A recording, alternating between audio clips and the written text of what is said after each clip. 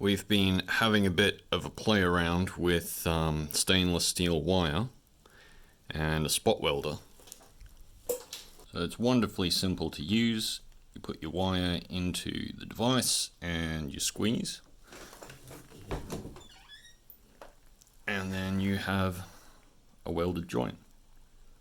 Would you look at that? So what are we going to do with that? I'd like to bake some bread in this pot. Once it gets up to temperature, we're almost there. But the question is how to get the bread into the pot. So here is my plan for that.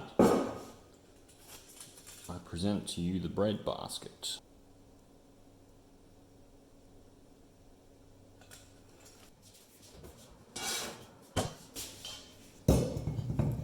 Rightio, this is going to be the easiest thing ever.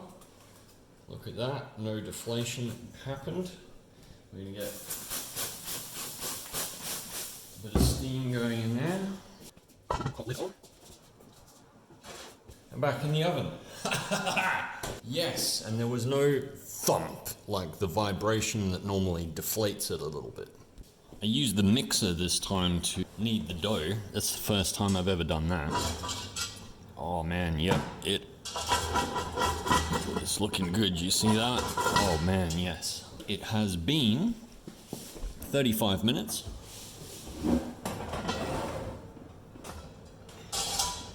Oh, still not brown. We're at about 200 degrees here. Rightio, should be done by now, you'd think.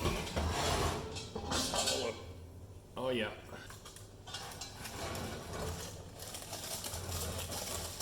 Very nice. I was a bit worried it would get stuck in the wire.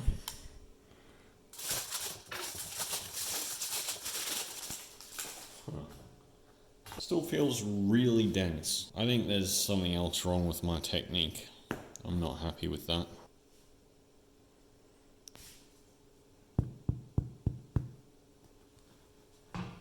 Well, regardless of the success of the bread, I think that this was a very much useful tool. So I will be keeping it with this pan, but it does work. That was very easy to do.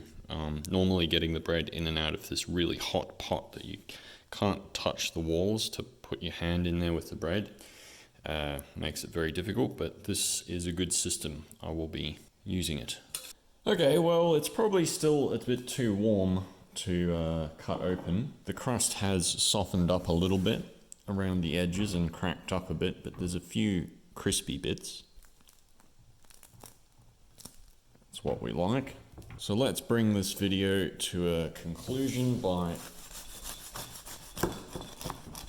taking off a nice slice. And that is a pretty respectable crumb. You know, of the breads that I've made recently, this is probably better.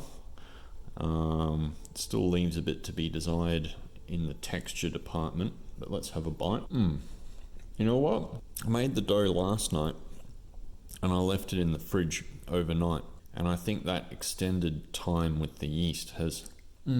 This is really satisfying. I mean, I'm still going for a texture that's a bit more open than this. It's not everything I dream of in bread. It's close though, and the flavor is really good. Anyway, hope you enjoyed the video. Thank you very much. Like and subscribe, and I'll see you on the next one. Bye. There we go. Now we've got bread. Butterbrod. In honor of Boris and our friends in Ukraine and Russia who don't deserve what they're getting right now.